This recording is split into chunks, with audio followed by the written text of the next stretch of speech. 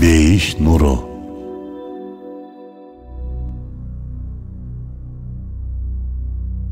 Акса мечити дегенде дароо эле кээ бирлери ушул сары мунарасы бар мечитти элестетишет. Кээ бирлери бул сүрөттөгү мечитти көрсөтүп, тиги эмес алдап жатасыңар деп чыгышат. Чындыгында Акса мечити кайсынысы? Акыйкатта бул эки мечит тең Акса мечитинен болуп саналат. Бул мечит же бул мечит эле эмес, экөө тең. Сары мунаралуу мечиттин аты Куббатус Сахра. Бул мечитти Амави дөөлөтүнүн халифасы Абдумалик бин Марван 687-691 жылдары курдурган. Бул мечиттин ичинде чоң таш бар. Бул таш турган жерден пайгамбарыбыз саллаллаху алейхи вассалам миражга көтөрүлгөн. Бул мечит болсо кыбла мечити. Бул мечиттин ордуна алгачкы жолу Умар разияллаху анху мечит курган. Кийин дагы бир нече Аббаси Амави халифтери кошумчалап курушкан. Демек Акса мечити бул сары мунаралуу Куббатус Сахра мечити эле эмес, же болбосо бул кыбла мечити эле эмес экен.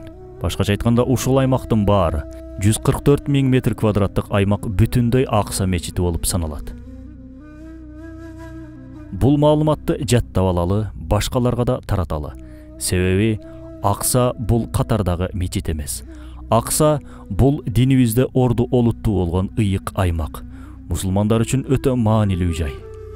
Бул маселелер тууралуу кийинки чыгарылыштарда дагы буйрса чыгарабыз.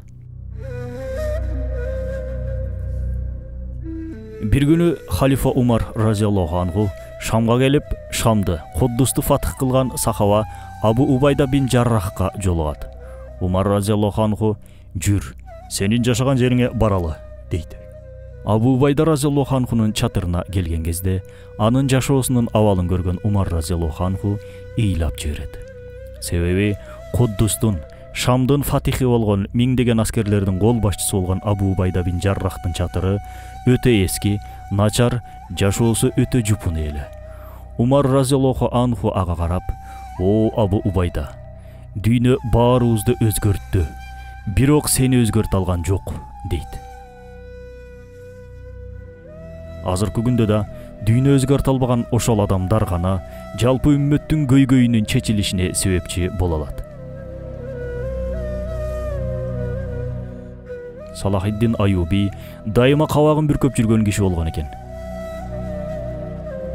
Бир күнү ошол доордун аалымдары ага келип, "Жылмаюу сүннөт, бир аз жылмайып жүр, кабагыңды бүркөбө" дейт.